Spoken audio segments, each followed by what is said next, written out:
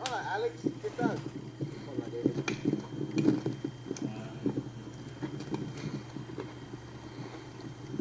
¿Qué tal tu clase? No me gusta la clase de matemáticas. ¿Por qué no te gusta? Es difícil. También es aburrida. Muy aburrida.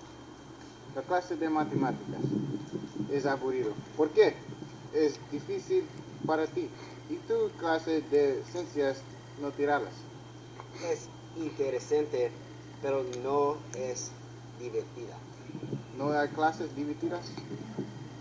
Sí, hay la clase de Una arte. clase fácil para ti.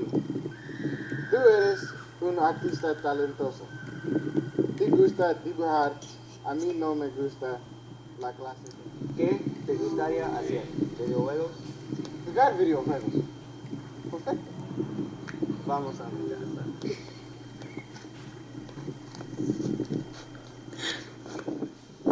No, en serio, está en la clase. Hola, a Cristo estúpido. Hola, Sergio. El arte es para la ciencia. No es cierto. Escucha mi poema.